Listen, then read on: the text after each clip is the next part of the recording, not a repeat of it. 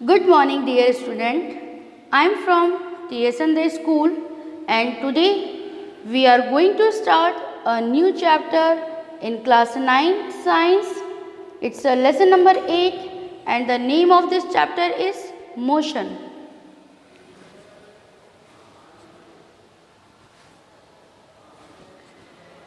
Now we are going to start. Firstly, we are seeing a new word here. It's a motion.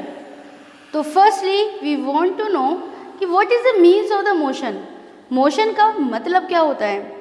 Then the means of the motion is गति. क्या मतलब होता है बेटे इसका. गति. एंड द सेकेंड वर्ड जो हम यहाँ पर बहुत बार फेस करेंगे वो है rest condition. Then what is the means of the rest condition. Rest condition का क्या मतलब है.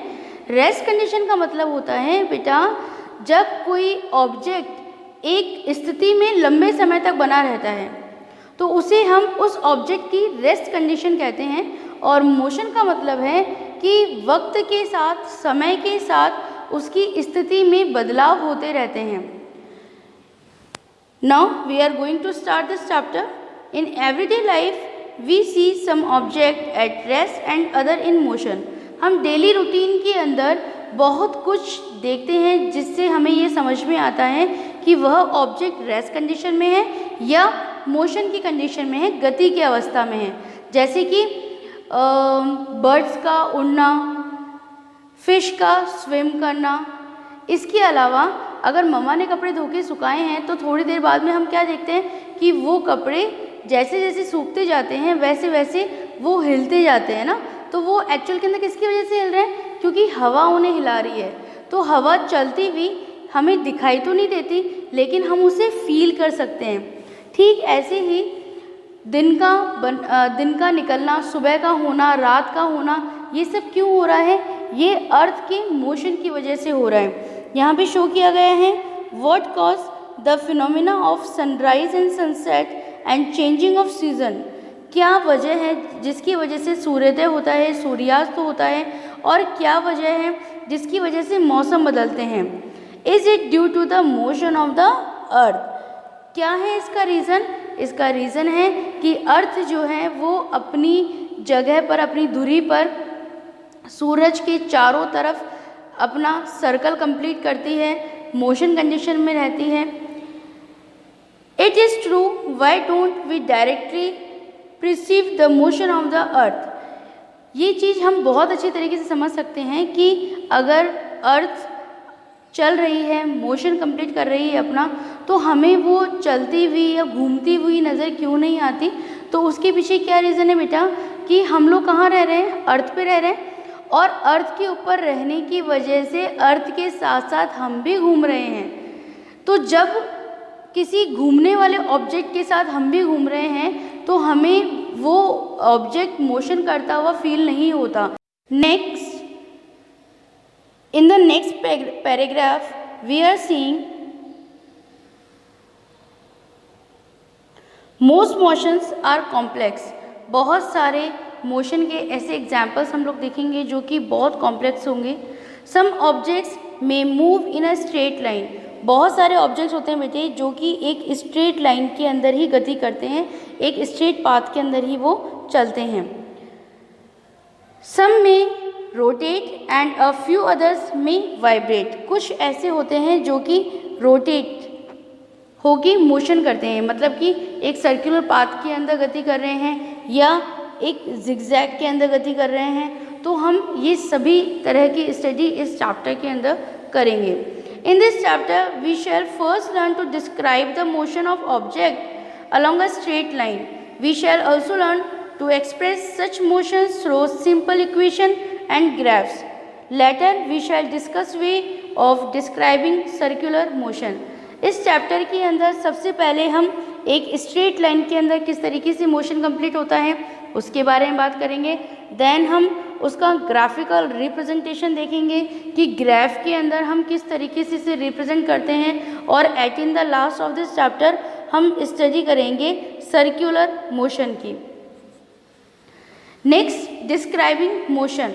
डिस्क्राइबिंग मोशन के अंदर हम यहाँ देख रहे हैं we describe the location of an object by understand this by an example. अब हम कुछ एग्जाम्पल्स की स्टडी करेंगे। तो चलिए देखते हैं। फर्स्ट यहाँ पे कुछ एक्टिविटी दी है बेटा। एक्टिविटी में आपको ये पूछा है कि discuss whether the walls of your classroom are at rest in motion. आपकी जो क्लासरूम की जो दीवारें हैं वो रेस्ट कंडीशन में है या मोशन कंडीशन में है। तो ये एक्टिविटीज़ आप देखना, आपको क्या समझ में आता है। ओके, नाउ डिस्क्राइबिंग मोशन के अंदर हमने देखा कि we describe the location of an object by specifying a reference point. Let us assume that a school in a village is 2 kilometre north of the railway station.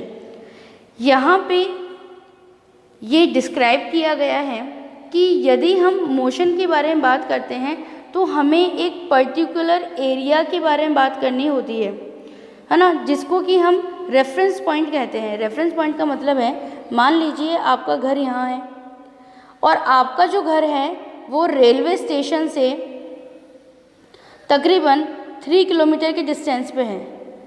ठीक है, तो हम लोग ऊपर की तरफ कौन सा साइड शो करते हैं, डायरेक्शन कौन सी शो करते हैं, नॉर्थ।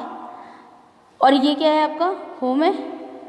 तो अगर आपको आपके घर की लोकेशन किसी को बतानी है और वहाँ पे किसी एक एग्जिट पॉइंट को लेके हम बताते हैं कि इसके पास में हमारा घर है, तो हम उसे क्या बताएंगे, हम इसे इस तरह से बताएंगे कि रेलवे स्टेशन से 3 किलोमीटर दूर नॉर्थ के अंदर हमारा घर है।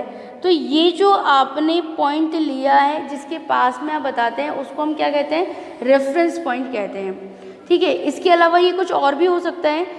फॉर द एग्जाम्पल कि आप मान लीजिए किसी टेम्पल के पास में आपका घर है।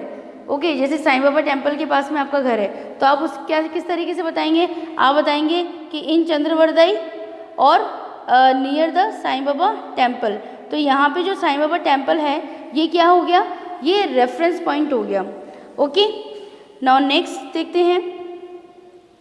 Therefore, to describe the position of an object, we need to specify a reference point called the origin। ये जो रेफरेंस पॉइंट है जिसको लेकर आप किसी जगह की लोकेशन को बता रहे हैं उसको हम क्या कहते हैं, ओरिजिन। नेक्स्ट यहाँ पर देखिए बेटे, बहुत ही इंपॉर्टेंट टॉपिक अब हम लोग डिस्कस करने वाले हैं, motion along a straight line. एक स्ट्रेट लाइन के अंदर जब गति हो रही है तो उसकी स्टडी किस तरीके से की जाती है। The simplest type of motion is the motion along a straight line. बहुत ही सिंपल तरीके का मोशन है जब स्ट्रेट लाइन के अंदर गति की जाती है। Consider the motion of an object moving along a straight path. The object starts its journey from O which is treated as its reference point. ये जो यहाँ पर जो हम स्ट्रेट लाइन देख रहे हैं उसके अंदर हमें दिखाई दे रहा है कि कुछ स्पेसिफिक पॉइंट्स दिए गए हैं, वो हैं O, then C, then D, B and A. अब मान लीजिए कि ऑब्जेक्ट, कोई भी ऑब्जेक्ट है, अगर वो अपना मोशन स्टार्ट करता है, अपनी गति स्टार्ट करता है, तो वो मान लीजिए कि वो ओ से स्टार्ट कर रहा है, तो ओ उसके लिए क्या हो जाएगा बेटा, क्या हो जाएगा, यस, रेफरेंस पॉइंट। और रेफरेंस पॉइंट को हम लोगों ने क्या नाम दिया है, ओरिजिन। तो ये इसका ओरिजिन पॉइंट हो गया। यहाँ से वो सी की तरफ आता है, देन बी की तरफ आता है, देन वो सी की तरफ ए की तरफ चला जाता है। Then it moves back along the same path the reaches C through B. इसके बाद जब ये यहाँ से यहाँ पर गया, वापस लौट कर आ रहा है, तो उसे कौन कौन से पॉइंट्स को क्रॉस करना पड़ेगा, ए से B, then C, then O. The total path length covered by the object is O A plus A C. अगर हम टोटल पाथ की बात करें जो उस ऑब्जेक्ट ने कवर की है वो कितनी होगी, ओ से लेकर ए तक का जो है वो कितना है उसका 60 किलोमीटर। और वहाँ से कहाँ तक आया है, वो सी तक आया। ए से लेकर कहाँ तक आया है, सी की तरफ आया है। ये नया बना लेते हैं हम, नाउ सी। फर्स्टली ओ से लेकर ए तक गया, तो ये कितना दिया हुआ है हमारे पास में, 60 किलोमीटर। नेक्स्ट ए से कहाँ पर आया है, वापस सी की तरफ आया है, तो ए से सी के बीच में उसने कितना डिस्टेंस कवर किया है, उसके लिए हम क्या करेंगे, हम करेंगे 60 माइनस 25। तो आंसर कितना आ जाएगा हमारे पास 35 किलोमीटर। तो इसने कितना आते वक्त कितना डिस्टेंस कवर किया है बेटा 35 किलोमीटर। नाउ नेक्स्ट आगे कह रहा है टू ये जो वैल्यू है ना, इस वैल्यू में हम डायरेक्शन को अभी इंक्लूड नहीं कर रहे हैं, not the direction of the motion, अभी हमने नहीं बताया। अगर हम ये बात करें कि इस ऑब्जेक्ट ने जाते वक्त और आते वक्त कितना किलोमीटर अपनी जर्नी कंप्लीट करी है, तो हम क्या बताएंगे, जाते वक्त क्या हो गई 60 किलोमीटर हो गया है और आते वक्त कितना हो गया है 35 किलोमीटर हो गया है। तो टोटल कितना उन्होंने अपनी जो जर्नी थी कंप्लीट करी है, कितने किलोमीटर कंप्लीट करी है बेटे 5 देन 9, तो टोटल कितना कंप्लीट कर लिया है इन्होंने 95 किलोमीटर। आए यहाँ तक समझ में? ओके, ये जो 95 किलोमीटर है ये क्या है, इसने डिस्टेंस ट्रेवल किया है, किसने, ऑब्जेक्ट ने। नाउ नेक्स्ट आगे देखते हैं हम, the shorter distance measured from the initial of the final position of an object is known as the displacement. अब यहाँ पर हमें एक नया वर्ड देखने को मिल रहा है। पहले हम लोगों ने स्टडी करी डिस्टेंस की और अब हम स्टडी कर रहे हैं डिस्प्लेसमेंट की। तो डिस्प्लेसमेंट क्या होता है, डिस्प्लेसमेंट बिल्कुल शॉर्टर डिस्टेंस होता है, ठीक है। शॉर्टर डिस्टेंस ओ से लेकर ए तक पहुंचने के लिए जो कम से कम पाथ उसको कवर करना पड़ा है, जितनी उसने गति करी है, उसको हम कहते हैं डिस्प्लेसमेंट।